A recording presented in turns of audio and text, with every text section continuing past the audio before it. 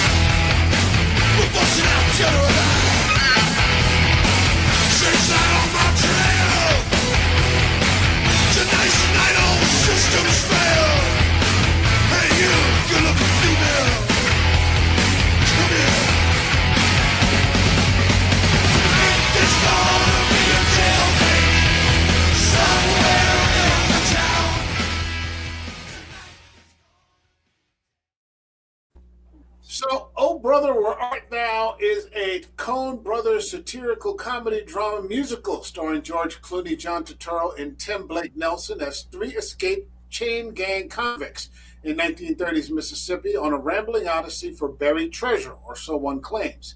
It's loosely inspired by Homer's The Odyssey, blending slapstick, folk music, and Southern Gothic vibes into a Depression-era adventure.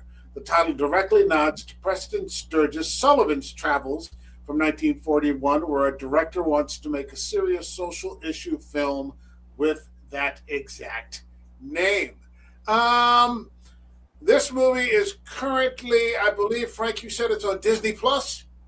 It's on Hulu, Disney Plus, yeah. Hulu, Yep. Disney Plus. I happen to own a copy of it, so I'm holding on to that. I didn't catch it on the streaming service, but I happened to catch it just now before we went on. Let's get, hold on a second here. Somehow Ryan has been unmute his mic. Ryan, you're muted. I was going to start with you. Tell us what you think about the film.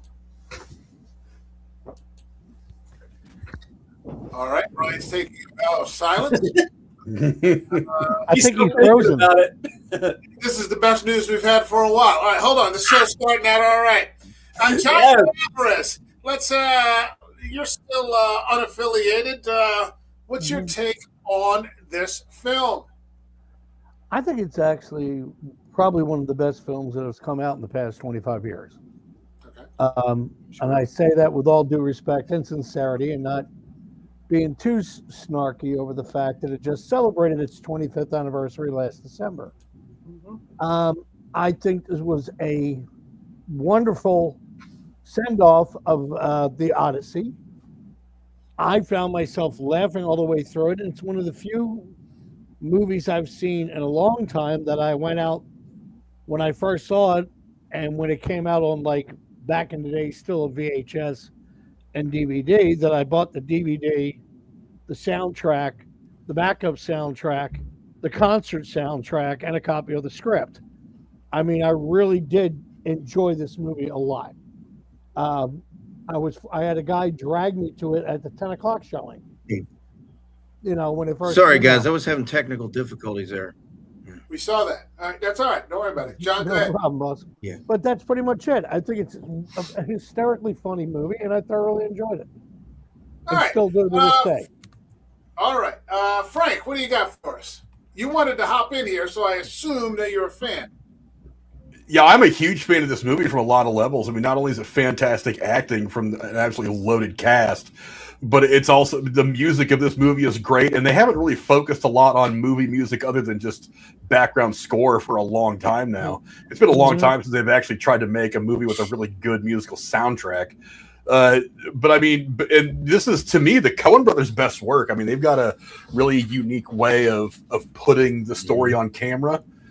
It's different than Tarantino, but it's similar in that it's a very unique watermark that everything they do has on it. And I think this movie has it in spades. But I mean, everything about this movie, from the cast to everything else, the directing, the dialogue, the acting especially, is just fantastic. It's really kind of my personal favorite Coen brothers film. They've put out so many great ones, but this is the one that has never failed to give me a couple of good hours of entertainment when I want to sit and watch it. All right. Ryan, what do you think? I know you said that this is a favorite of yours. What do you think of the film? Yeah, this is my favorite Coen brothers. This and Big Lebowski are my two favorites. And it's funny that they say this is loosely based, because these guys hit it pretty on the mark with the Odyssey. I mean, I teach mythology and I teach the Odyssey, and I show this movie to my students, and I let them kind of pick out, the scenes that are with the, that go along with the story. And I think it's a fantastic adaptation of it, if you will. And I love the music. I love that it's set in the 30s. I even like the little kind of crossing the Odyssey with the legend of Robert Johnson, the blues musician. I thought that was awesome with the whole Crossroads thing. It's such a funny movie. And again, like they were saying, the performances are great. It's just a lot of fun. All right, Bill. Bill is bona fide. What do you got for us? Yeah, I don't think I can say anything different than the other guys. I love this movie. I don't know why I didn't see it in the theaters. I was working a lot at the time, but I remember distinctly sitting in my living room watching the VHS copy and laughing my ass off to it. I worked at a 2-hour commute every day, twice a day, and I'd listen to that soundtrack just time and time and time again. But one thing I'll never forget is at the time that this came out, I think it was Entertainment Magazine ran a review and said that it's a horrible movie. It's nothing but a string of hillbilly jokes. And I just remember going, I should be writing for this magazine, because these people, I don't know how someone who doesn't like movies can write for Entertainment Weekly magazine. It was horrible. The other thing I want to point out is this movie is so strong because of George Clooney's natural ability as a comedic actor. Regardless of his politics or all the horrible movies he's made, this guy is really, really good at comic timing and at reaction shots. And it's not just in Coen Brothers movies. In every movie that he does where he goes comedic, he just knocks it out of the park. I'm thinking of The Descendants as one of those, you know. This movie, it's just brilliant. He's full of him just making me laugh just by raising an eyebrow or looking a certain way at a character off screen. It's hilarious. It is a smart film. It's extremely well paced. It's funny. I mean, you can't say enough good things about it. The Coen brothers aren't necessarily my favorite directors, but I can't help but have respect for everything that they do. And I think this probably is, well, I don't know, maybe No Country for Old Men might be my favorite. You know, I lean towards the more serious stuff. But this is definitely top tier Coen brothers work. You've got a fantastic cast like Bill. I was for a very long time addicted to the soundtrack. It's a fantastic film. It says, I did a little research, classic Coen brothers absurdity with deeper undercuts. You got redemption and forgiveness. The story hinges on second chances. Delmar and Pete seek literal baptism for spiritual cleansing and legal absolution. Everett lies to his pals, but later apologizes. Their surprise fame as the Soggy Bottom Boys earns a gubernatorial pardon, and a climactic prayer plus flood reads as divine mercy. You've got faith versus reason and skepticism. Everett is the ultimate rationalist and self-proclaimed man of the coming age of reason, dismissing prophets, baptism, and miracles. His companions embrace the spiritual. The ending flood leaves the question open, miracle or engineering, in classic Coen ambiguity that works for both believers and cynics. Well, there's a perfectly scientific explanation for all of that. Yeah. Hold on, music. And then I'll turn it over. Music is a cultural force and redeemer. Old-timey bluegrass, gospel, and blues aren't just a soundtrack; they drive the plot. The trio's recording "A Man of Constant Sorrow" turns them into radio stars, bridges racial divides, sways politics, wins back Everett's wife, and literally saves their neck. The film celebrates and gently satirizes how Southern music preserved identity, entertained, and even influenced elections in the era. We got a Slasher Fred here. What's happening, man?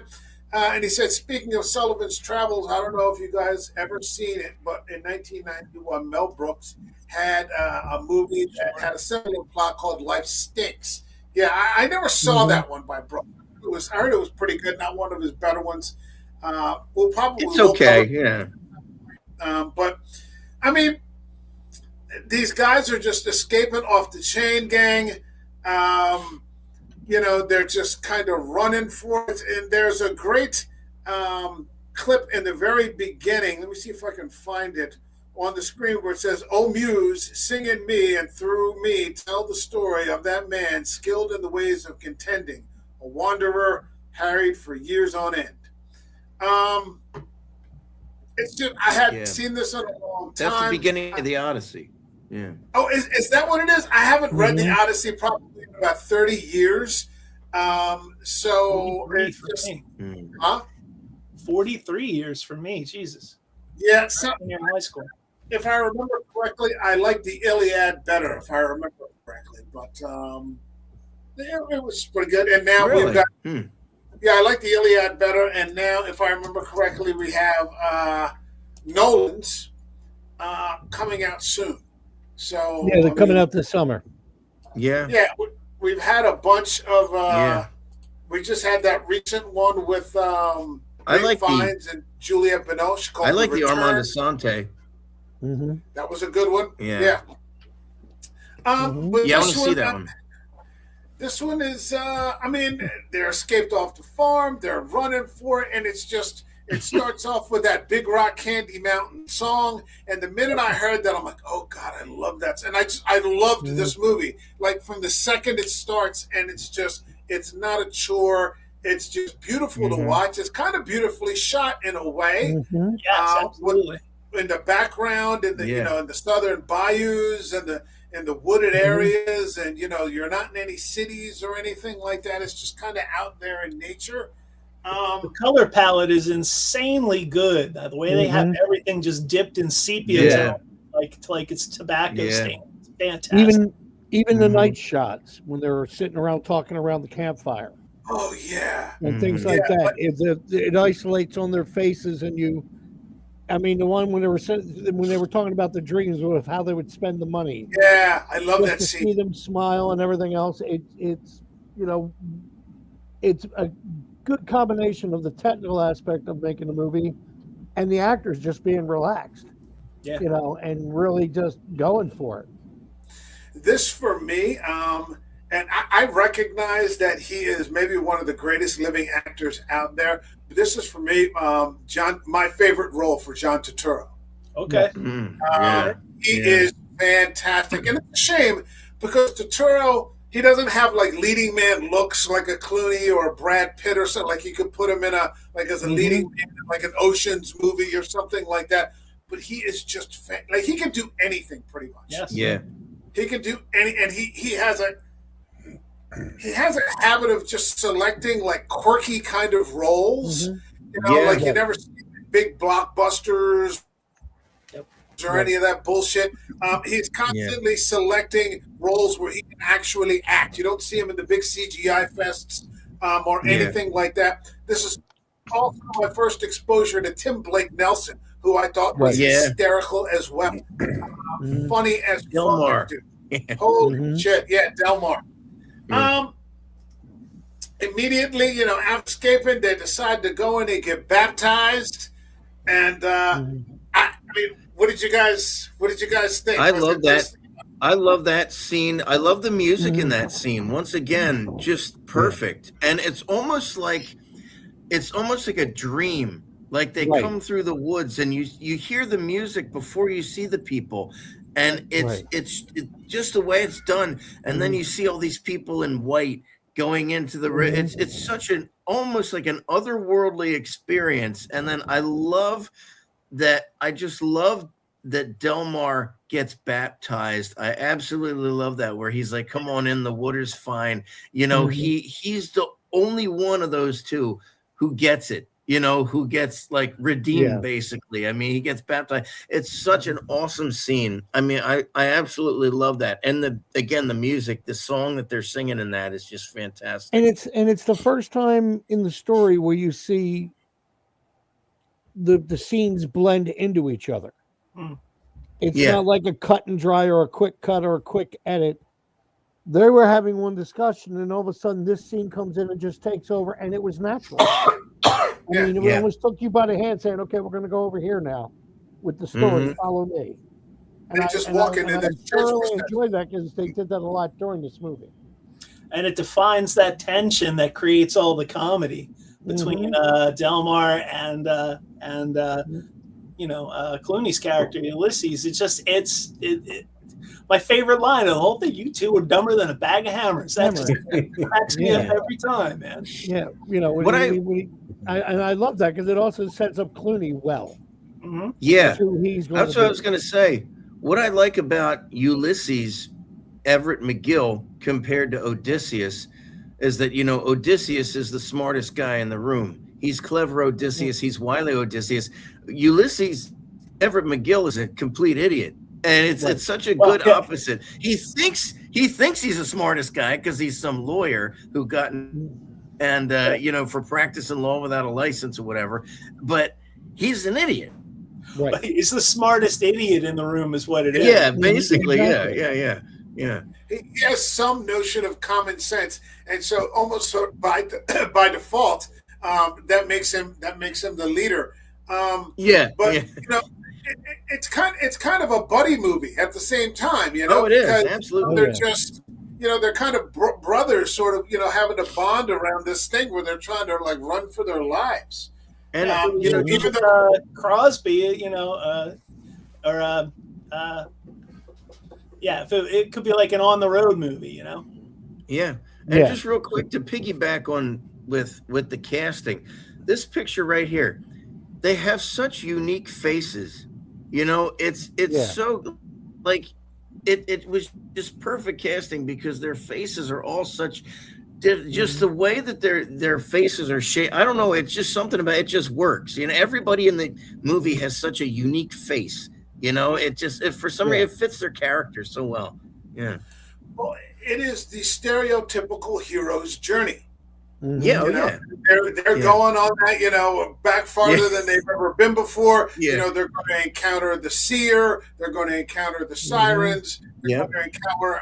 I'm going to get to this in a little bit, but John Goodman as the Cyclops. All these different things to come back to sort of where they started from. At the end of the movie, they end up. He ends up back with his wife again. And all of his children, and everyone's reunited. He's back home again. But he's redeemed in a sense, and that's kind of the thing that people forget about Campbell's journey is that the hero returns home and brings light to everyone else. That's what's supposed to happen at the end of it. Yeah. And even the humor in the movie is not overdone. It's the right amount to still. It's subtle and situational. Yeah, and it works to the fact that they don't insult it.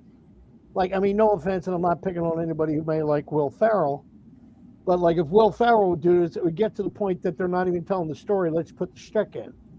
Right. This worked. Even the shtick worked really well. I'm sorry. Every time that George Clooney woke up, the first thing he said was, "How's my hair?" My hair. Yeah, my hair. Yeah. Such a great subtle joke throughout the whole movie. Well, and then you have humor. And then you have humor in kind of like strange places, like the whole KKK scene where they're like doing a Busby Berkeley like dance routine. And it's just like, okay, it's just like so weird that they chose to do that, like make it almost a musical. I remember talking to my parents about this movie, and they were both like, that was just such a weird movie. We didn't get it. And I know it was that KKK scene that's weirded them out, them doing the dance. It reminded me of the Wizard of Oz. It reminded me of the crowd going, "Oh, we oh." Yeah, that's kind of what that vibe I got. Yeah. Or that was it Ralph Bakshi from The Hobbit, where there's a whip, there's a way. We don't want to go to war today. That kind of thing. The Coen brothers cooked this up spontaneously. Script work started in late 1997. They were only half done by May of '98. Neither brother had actually read the Odyssey. They knew about it through cultural osmosis, film adaptations. That's funny. And a comic book version. Tim Blake Nelson, who plays Delmore and has a Brown University Classics degree, was the only one on set who had read the original epic and gave script notes. So that's awesome. But like everybody's firing on all because like everybody's on all the time in this movie. God, yeah. Yes. They're just firing at like all thrusters. Like the timing is just fantastic for everybody and responding. And you can tell, when you hear actors talk, about listening, they're just listening and waiting, to get their piece in, and then there's somebody else is responding to that. It's a master class of acting. It really is. Yeah. It's also nice to know that sometimes you can build a really cool world, a really cool piece of entertainment on the skeleton of something else. Because sometimes, like these guys probably read the Cliff Notes to the Odyssey and didn't really go too deep into the meaning of any of it. Didn't get the subtle meaning of like a different maybe line or piece of words that were in there that aren't really focused on in the Cliff Notes. But they take the skeleton of the Odyssey and build this other cool thing on it. It's kind of a good example of not overthinking what a thing is. Because I'm sure somebody I have yet to see exactly what this Odyssey film that Nolan just did is coming out, but sometimes people will make that and they'll try to overthink it and try to make it more than what it needs to be rather than just keeping it simple and kind of telling a coherent different take on a timeless story. So not having the deep experience with the Odyssey or any of the characters probably actually helped them a lot in this. Right.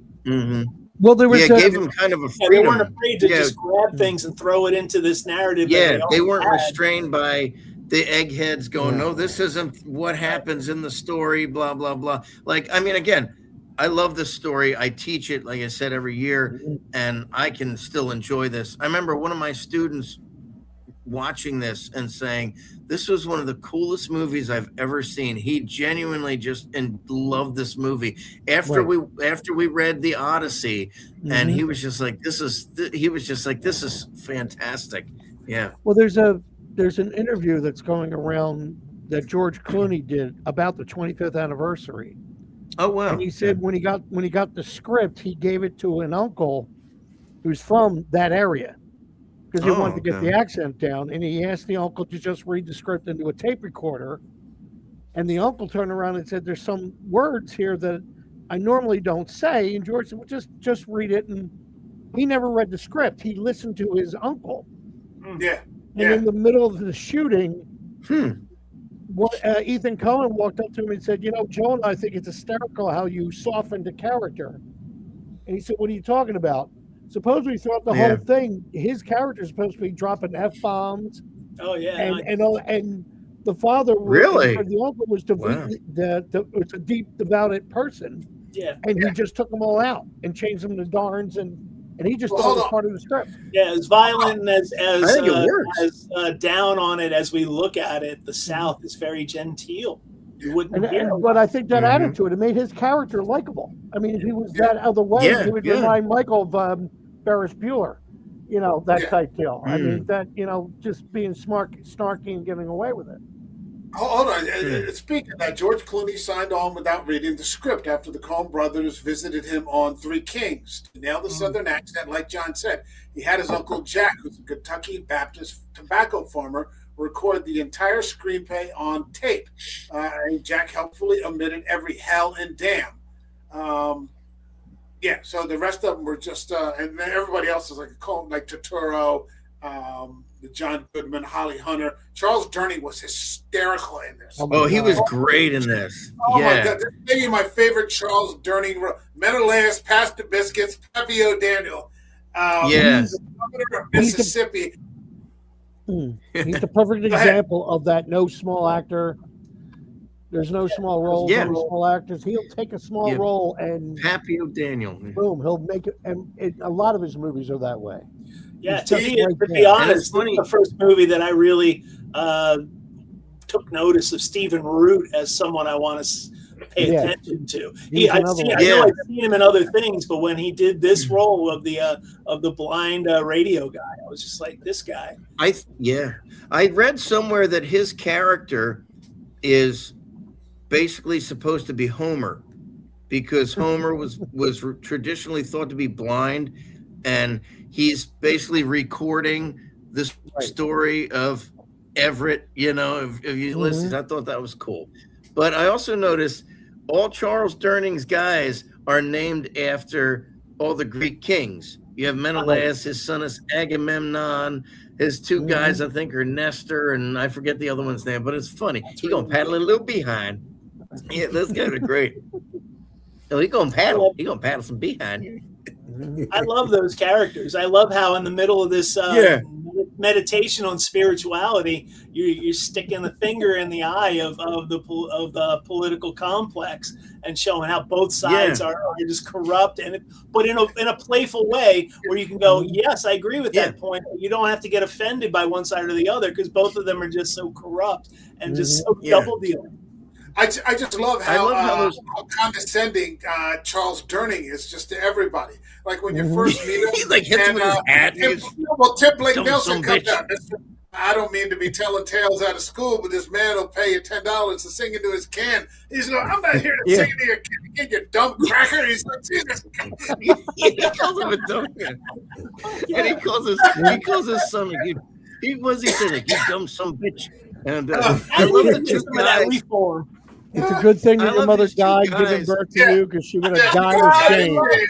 I love his two guys who finish each other's sentences. They're like Waldrop, Vernon T. Waldrop. Those guys are just on top of each other. That's what's so great about this script, is it's so rapid fire. When he looks at George Clooney and goes, "You're going to go far." He recognizes what you're going to go far. He might be governor. He might grow up to be governor. Jesus Christ. He'll be Oh, man. He's like, how the hell can we get to the reform party? Where do you come from? Gurney rapid had the fire funniest thing works lines. really well, and it's a callback to Hudsucker Proxy, where the God, entire yeah. movie is you have to be on the edge of your seat listening to the dialogue because it's coming at you like that. This doesn't do it Right. quite as much, but there's times like when Everett is dealing with his wife where there's just the lines are Yeah. just coming and it's Oh, just God, so funny. yeah.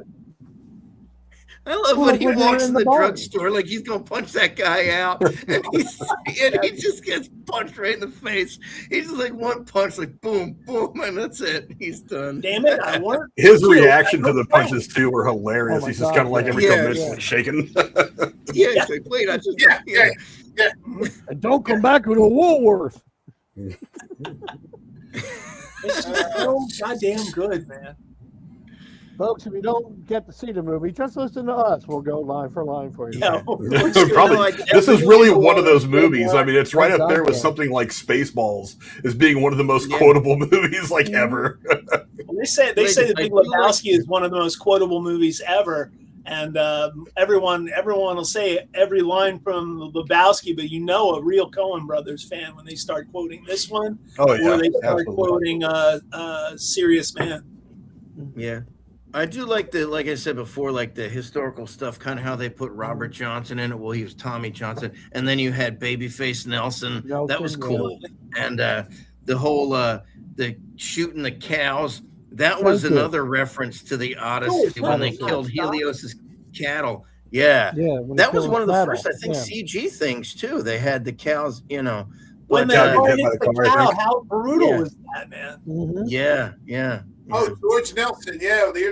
I mean, who is Oh, George, George Nelson? Nelson. Yeah. Who is George Nelson though, as it relates to the Odyssey? Like He's nobody. He's just Right, an extra character they threw in. Yeah. But that comes guy. But the killing Helios's cattle was a huge offense, and that's part of why Odysseus couldn't go home for 20 years because they landed on the island of cattle that were sacred to Helios. Helios said, "Don't eat them," and his men did anyway. And so that's what that is.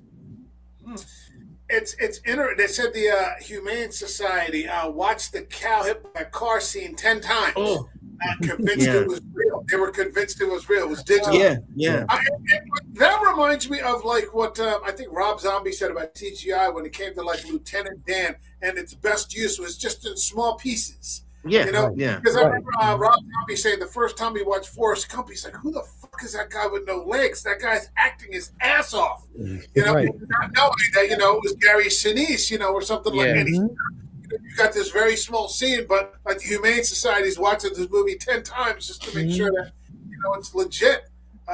That's legitimate shit. It said the $26 million film grossed over $71 million globally, earned Oscar nominations for adapted screenplay and cinematography, a Golden Globe for Clooney, and enduring cult status. It's widely rewatched for the quotable dialogue, like "We're in a tight spot," timeless music, and comments silly and profound.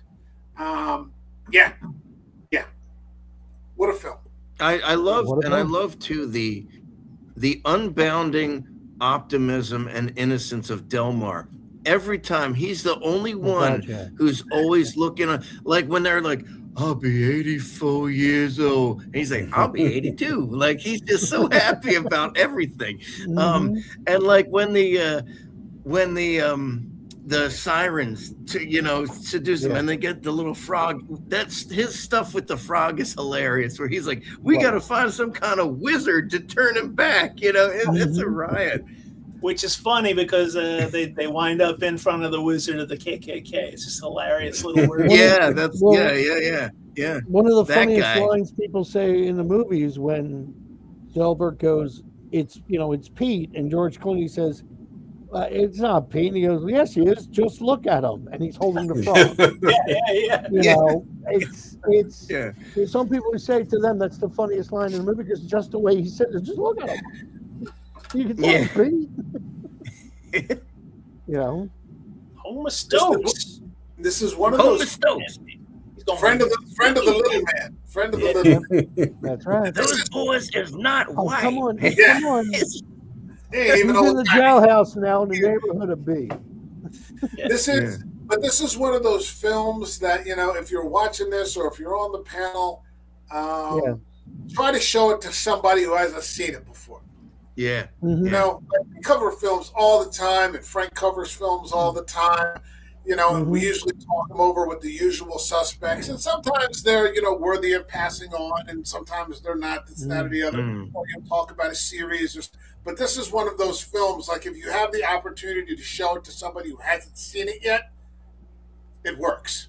It's Well, like- constantly on my list of movies that I'm telling my students about because these kids are growing up without the classics that we have in our Gen X hearts. Mhm. I said Mhm. I made a reference to Pee-wee's Playhouse Pee Wee's Big Adventure the other day, and the kid was like, "What?"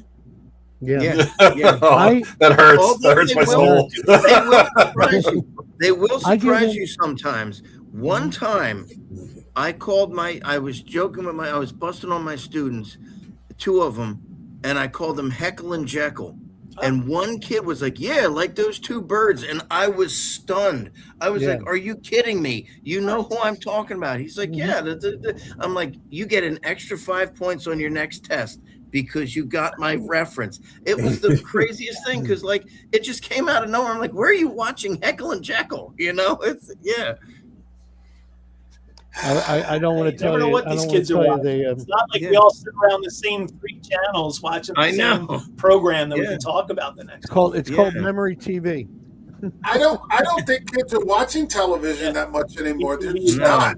They're playing video games. That's the They're watching like community thing. pieces like, of shows. well, we grew up and we'd watch the A Team and then come into school the next day and talk to see what happened on the A Team last yeah. night, Right. or the Incredible Hulk, the one with Bixby, or whatever was going to happen in that. It's not like that. They're all sitting there, just playing video games. I don't know. I A lot of my kids have students who are really into. A lot of my students watch anime. They're into Yeah. a lot of that stuff. Sure. They watch like The Witcher. They watch like that kind of stuff, like Supernatural, and like they watch that kind of stuff. Like some of my students, not all of them. If you get into anime or manga, those are great stories. It's far Mhm. better than than American comic books. They're really in depth. I've got quite a bit of manga myself here. I really like It's seeing good shit. young kids get into longer form narratives rather than the 30-second schlock they see on TikTok. It's Yeah. like You guys learn how a story is structured, learn how a story Right. is told in timing, because the timing of the story is so right. important. And when all you're watching is 30, 60-second crap on YouTube or TikTok or whatever the hell, Instagram, you're not getting it. You can't get absorbed into a story or a character in small chunks. Right. You have to really get yourself emotionally or intellectually married to a situation or a character to really get into that story. And that's and you go back to the 80s and stuff, there was a lot of just every episode of a TV show, with the exception of like the multi-part stuff, was always kind of its own thing. None of them were really overarching stories. But as you got into like the late 90s and the 2000s, a lot of the TV shows started telling overarching stories. I always love The West Wing because episode 1 is connected to the very last episode of that series. Right. There are long stories that are told over entire seasons that you have to get really invested in. And I think we see a lot more of that in television and movies now, is that you're getting more of those stories, more and more of them lately. I don't know if you guys watched Rogan's podcast with Ben Affleck and Matt Damon on there. He was talking about how Netflix wants you to reiterate the plot like every 30 seconds or whatever, because all these teenage kids that just aren't, it's like they have the goldfish memory. It's like 30 seconds go by, they're still thinking about that last explosion that happened. They forget why the hell this movie's happening anyway. Yeah, you can't do callbacks with a kid who stops watching after 20 minutes. Yeah, it's like get people invested in deeper, longer storytelling. Get people invested in it emotionally and intellectually. That's where great storytelling really is, and that's what the Coen brothers have done very, very well in all their stories. Yes. I lucked out growing up in the family that I did. Mike knows this. I'm the 9th out of 10 kids. I have 25 nieces and nephews that I was helping to raise. And when it came to movies or things like that, some of them would look at a movie and go, well, it's in black and white. It's not any good. And because they didn't know, and I would make them sit down, just like my father sat me down to watch a certain movie and had them go through it. And it's Yep. funny because I hear them do that now with the next generation of my family, my grandnieces and nephews, and they're the older, and they're doing the same thing.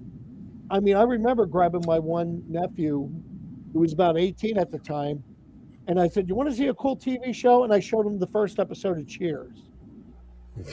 That was on like Yeah. because he had never seen it.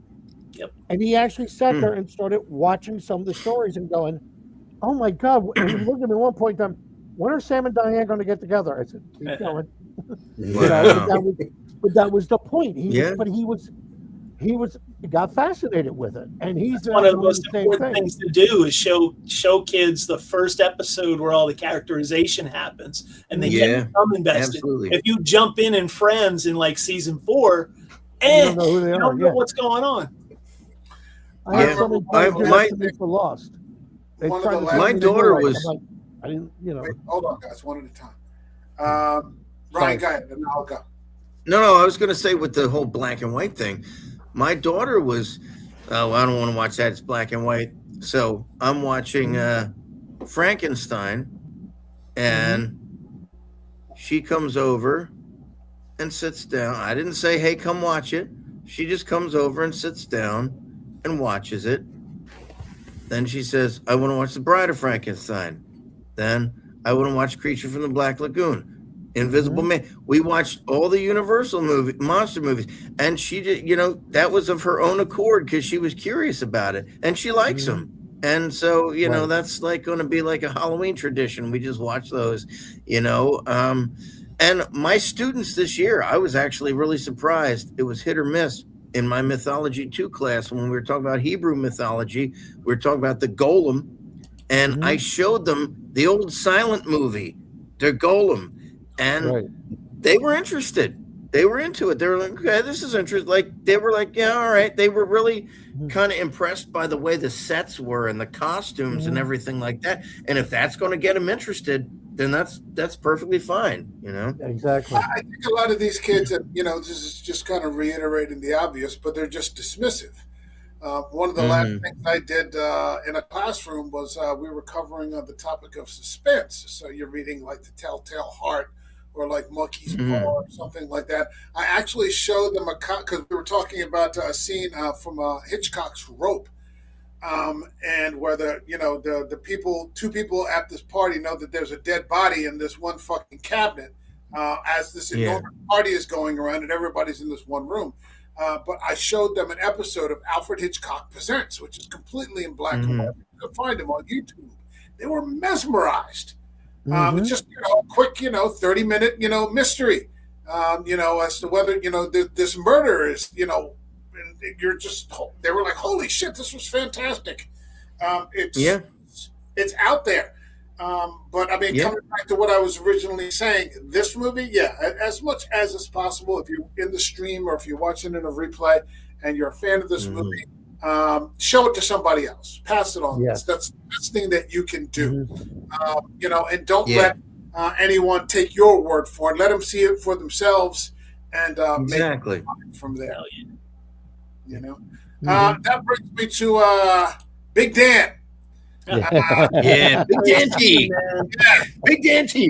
Too cool. Big Dan, Dan. two A lot of money to Yeah. be made on the He Lord. does that weird hand thing. You should have known right there that something was up with this guy. But I mean, John Goodman, just always fantastic.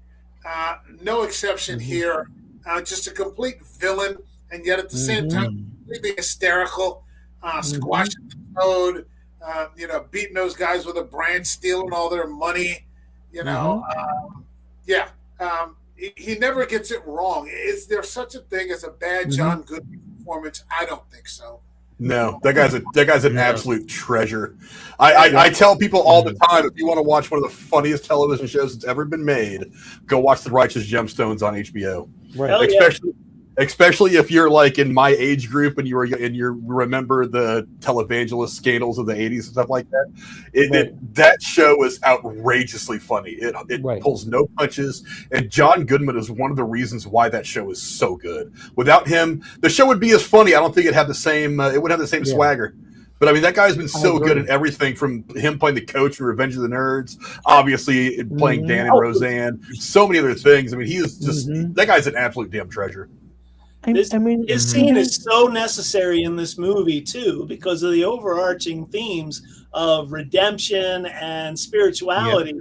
Right in the middle of that, you get this thing that acknowledges the fact that there are thieves using that to make money, and they should be avoided. And you can't look at that and go, well, that's all of spirituality. That is so necessary, and it's so awesome that they're able to make him the Cyclops, and he comes back as part of the clan. It's just brilliant filmmaking. And did you notice when in this scene right here, the first thing you hear from him is he's sniffing. He's going, and then the same thing when he's at the clan meeting. It's the sense of smell. It's the animalistic. Because he smells the pomade. He smells the He pomade. smells dapper damn But pomade. it's the animalistic style of him, the almost creature like. And it's just real subtle. You know, he's not drooling. He's still talking, dignified. And he's kind of scary in this part. He's kind of scary because he's just so imposing, and just the way he like the way, just like his facial expressions and his one eye, just the way it looks there. You know, he just everything about him, like you're like, okay, there's something's going to happen. Like when he takes them out to the country to eat, you're like, all right, something's going to happen here. You know, you don't know yet, but you know, and then he hits him and the corn goes flying out of his mouth. You know, but see you in the funny papers, you know.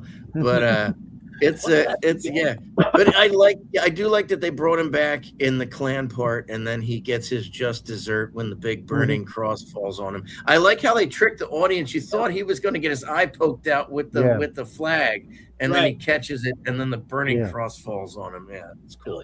Love that. So what about Holly Hunter? Really, really great. The lying, inconstant succubus. Her husband. He's told all the kids. My fiance. She's kind of hit by a train. She's marrying some other guy. You know, he's bona fide. Which realistically, I mean, she's the opposite of the Penelope in the Odyssey. You know, she waits for him she's faithful to him for 20 years. She waits for, and she turns down all the suitors, and then Odysseus comes back and kills them all. But this is her man's in jail because he's an idiot, and she, you know, she's going to remarry. He has no prospects. And so she finds Vernon T. Waldrop, who has some prospects, and that's it. He's bona fide. Yeah, he's bona fide. Well, she's also got six children, so she's got 6 mouths to feed. You know, she probably needs somebody to give her a little support there. But she is fantastic in this, and one of the only female characters in here really that has any speaking parts. I think she's the only one. Because basically it's all guys. It's all men, whether it's, you know, the Chain Gang or the Three Fellas or, you know, the political parties or, other than the old lady in the bank. Character here. Oh, my God, she's funny. Oh, my God. Yeah. Is that baby face Nelson?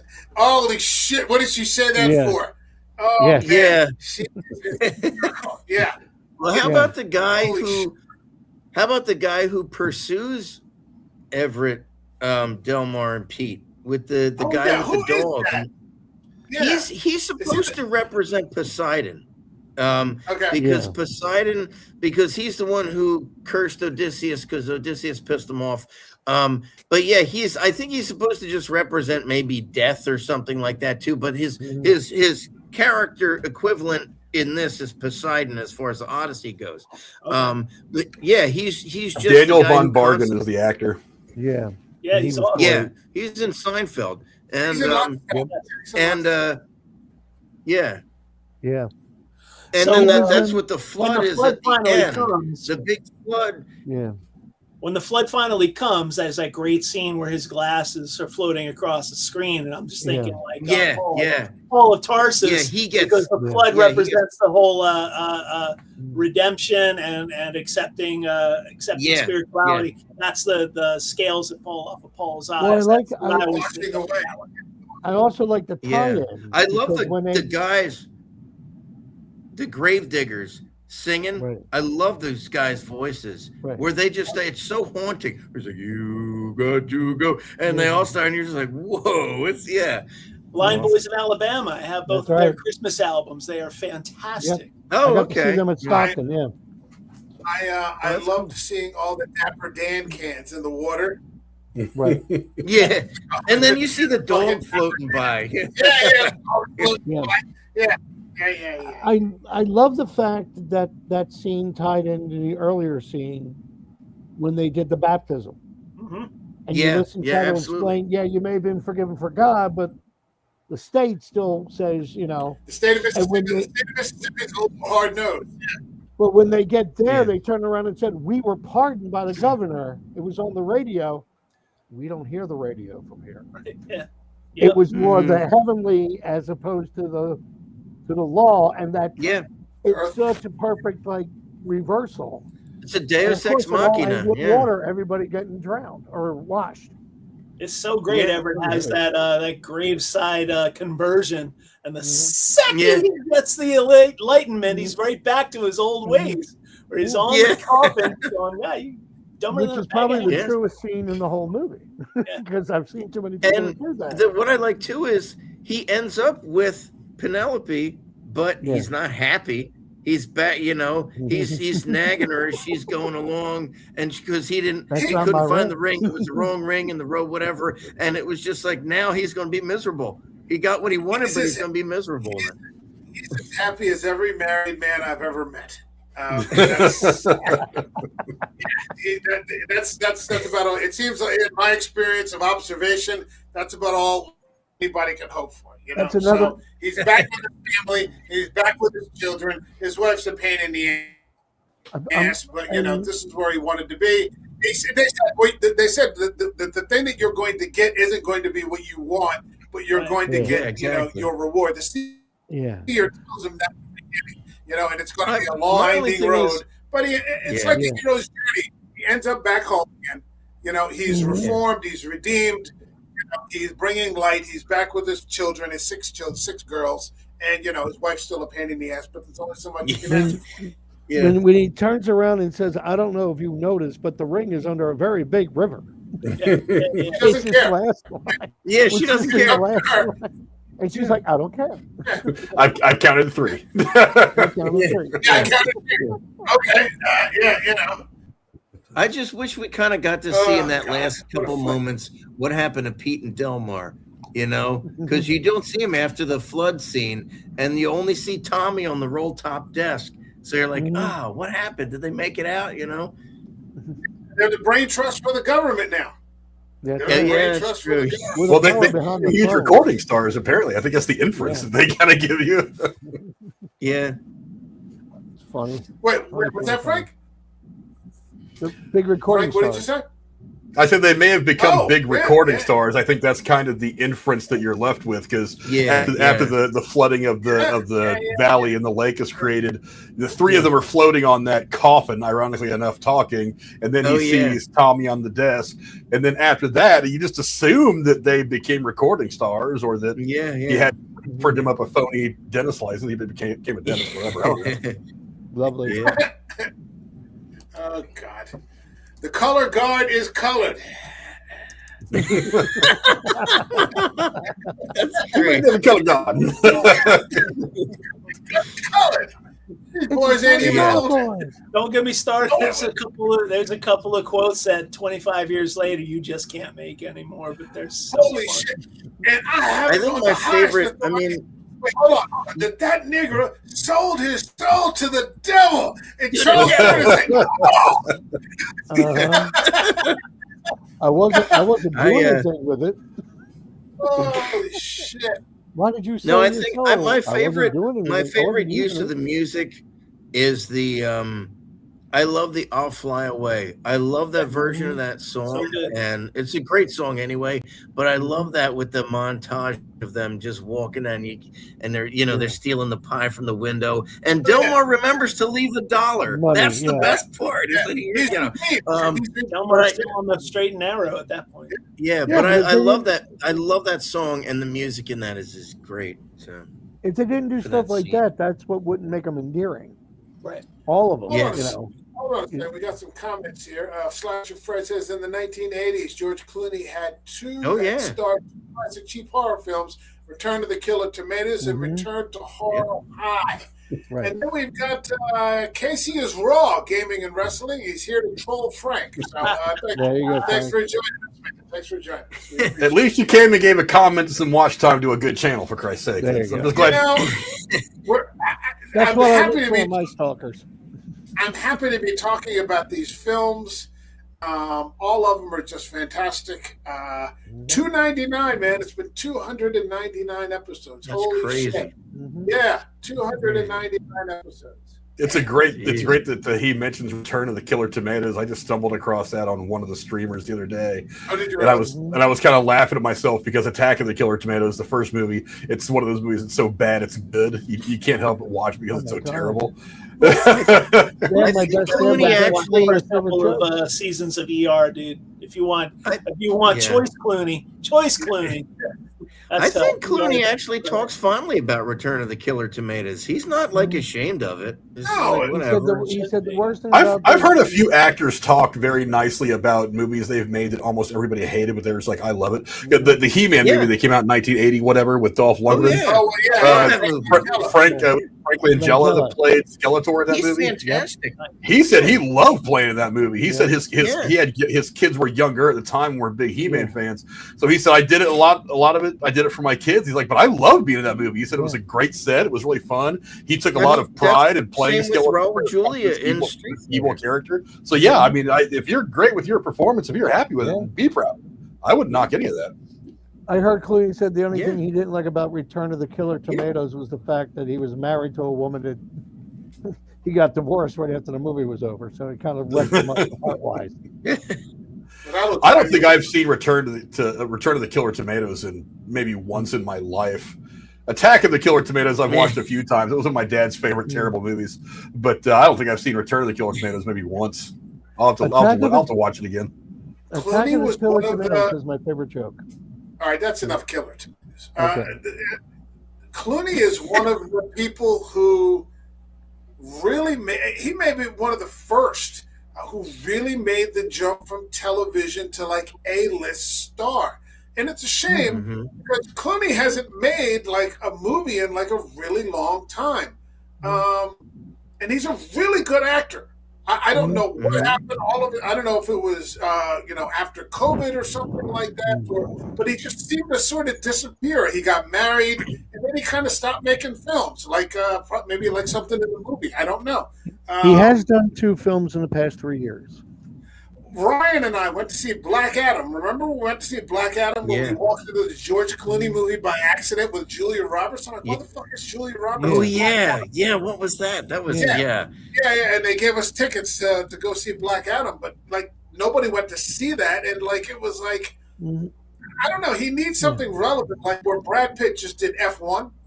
Yeah. Like that's Well, a he great did- fucking He movie. did a movie with Brad Pitt that was Yeah, on and it was Apple. like Apple TV. Yeah, And then he just did a movie Well, with and- what's his name? Who's the guy who's Happy Gilmore? I'm blanking. Adam Sandler. Adam Sandler. He just did a movie with Adam Sandler did that he? he got nominated for a Golden Globe Award. Really? Yeah. Who, but it Brad was- Pitt? No, George Clooney. Oh. Really? George Clooney just did a movie with Adam Sandler, and just got nominated for a Golden Globe. It was one of those movies Oh. where everybody said everybody was okay, but the only one that was really good was George Clooney. But everybody Jay else Kelly. wasn't that Jay good, Kelly you is the know? name of the movie. Yeah.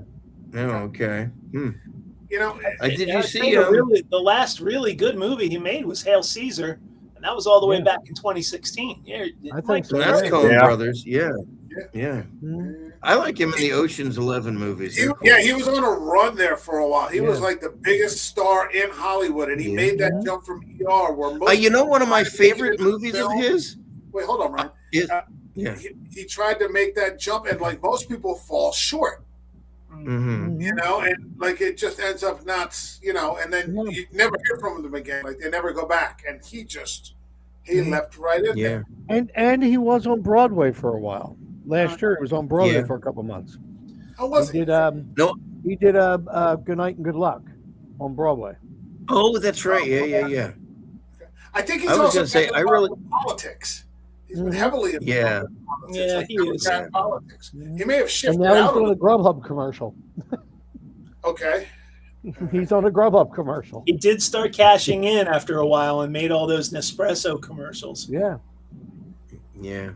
I like him in one of my favorite of his early roles is Out of Sight. I love that movie with Jennifer Lopez and Dennis Farina.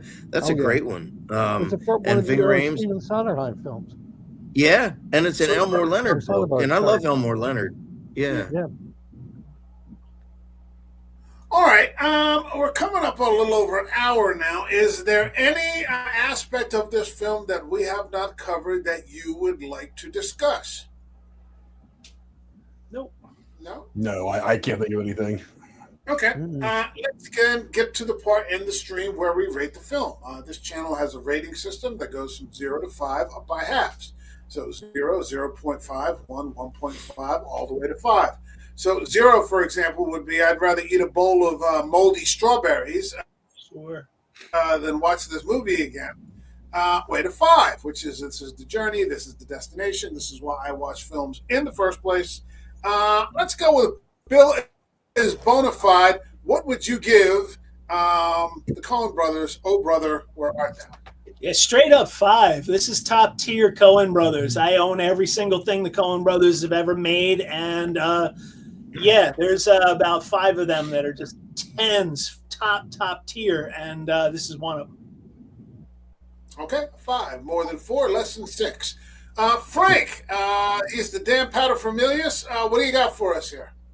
You know I hate rating movies. That's why every time you come on here, you make me do it because it changes. That's exactly But, right. but I agree with Bill. I mean, it's a 5. I mean, like I said, this is my favorite Coen Brothers movie. They've made good ones. This one is my all-time favorite of theirs. There's not really anything wrong. I mean, I was watching it earlier today, trying to find something to bitch about, and I couldn't. Trying to find something not to like, and I couldn't. Every character is used perfectly. The dialogue's fantastic. The actors are great. Like I said, it's this Coen Brothers feel that they put on film that is so uniquely their touch. That it's everything about this movie is fantastic. I just got to give it a 5. Yep. All right. John K. Alvarez, are you still unaffiliated? And if so, what are you giving this film? Well, if I can quote the lines with 4 other guys 25 years afterwards and we're still laughing, it's got to be a 5. Yeah. It's got when it comes, especially for comedies where it's very hard to make it a 5. Yep. Yeah. This is so well done. It's got to be the 5. Okay, 5. Ryan, what do you got for us? The Ryan Daly. 5. Have to, like Frank, it's my favorite Coen Brothers movie, and followed closely by The Big Lebowski, and this is just it's flawless. There's absolutely nothing wrong with it. It's a movie that never gets old. It's always good. It's always funny, and it's timeless. So. Yes. All right. Hold on. We got one more here. We got Casey. He's giving it a 5. Thanks, Casey. All right, Casey. That's good to know. For me, hold on a second, and then we've got we got another ratings out of 1 to 5. Joseph Wilson is giving it 299 out of 5. Okay, that's a fan. That's a real fan. All right, for my part, I am going with 5. What's not to like? Smart film, great cast, great story, great pacing, great color, great cinematography. Based on one of the all-time classics, but not constrained by it. What's not to like? When's the last time we had a consensus? Can you remember? Well, I mean, weeks in ago. some of the smaller panels we do, usually John and I are on the same page. We work for Paths of Glory, that kind of thing. For a large panel, probably been a little bit. Yeah. Got to go with 5. What's not to like? This is the first Coen Brothers film that we've discussed for the month of March, and off to a banger. So, all good to go. All right, Bill is Bonafide. Plug something. I got my band, the Ye Old Bottom Turns. We're playing in Red Bank, New Jersey at the Five Dimes Brewery, 7 to 10 on Friday, March 20th. So it's coming up really quick. March 20th, come and see Ye Old Bottom Turns. We do surf, instrumental, and classics, and you'll like it. And there's beer. Oh, there you go. Right. All right.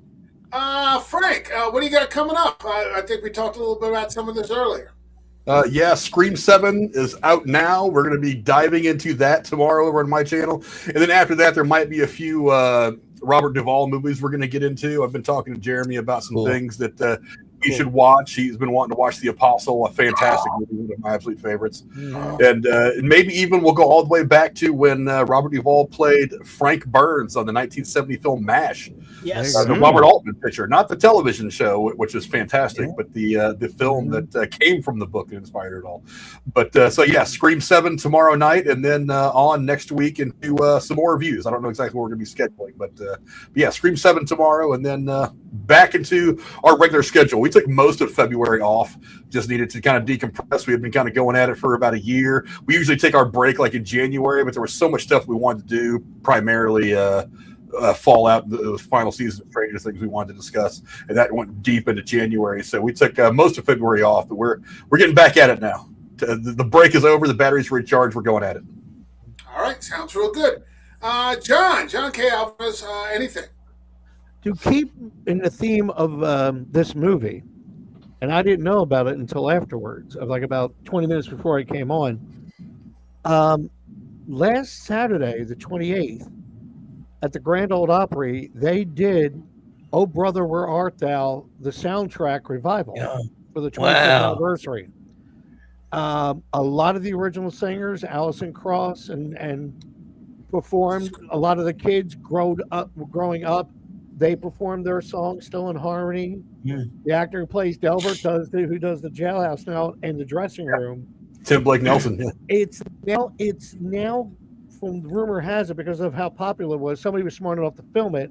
It might be coming up in the next few weeks on PBS. Nice Type deal. But you can go to YouTube and catch clips.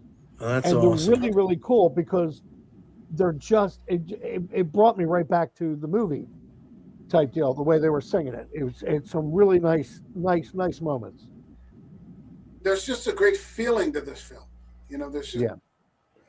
It's a feel-good movie. All right, Ryan, you got anything you want to plug? Any shows or anything like that? I actually have something going for July. I'll just plug it now because 12 Angry Men fell through. We couldn't get the rights for it. So I will be directing the Neil Simon classic London Suite, which is one of the funnier of his Suite plays.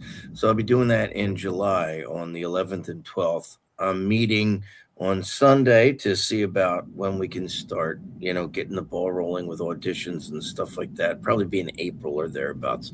So I'm going to start getting that moving and we'll go from there. Cool. I have no idea why you still haven't done a production of Alien.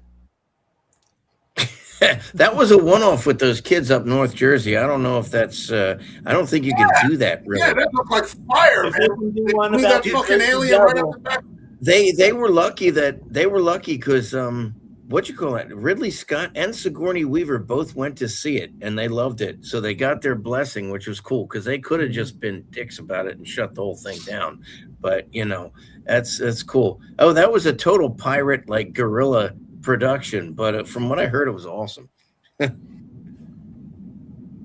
you guys ever seen? Speaking of pressure in the audience, have you guys ever seen the William Friedkin 3-minute clip of what happened or the story of the screening of Exorcist 2?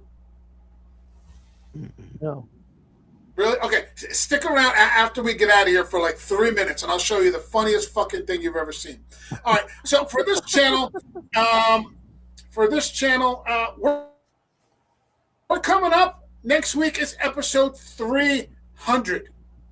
300 episodes. So for Bill, that's from episode 2, and from Ryan, I think 5 or something along. Yeah, I think something like that. Or something. John, like 8, and then meeting Frank along the way. Now, what I was supposed to do is, how can I phrase this? What I was supposed to do is pick another Coen Brothers movie, but Hail Caesar somehow doesn't quite cut it for episode 300. So I was talking to Bill right before we went on, and he's like, just pick a fucking movie that, it's like a banger for 300. So I'm going to have that out by tomorrow, and I'll make an announcement to everybody, but it will be episode 300, and everyone is welcome to join as we get to that big number. Who would have ever thought that we would have had the stamina for 300 episodes of just sitting around and shit about movies? But I'm still having fun, so it's all good. So we'll be here next week with 300 as we make an announcement, and I'll let everybody know. Frank, Cool. You are definitely welcome to join us. I'll talk to Tex, and I'll let you guys know tomorrow in the DM what the film's going to be. If you want to join us, please do.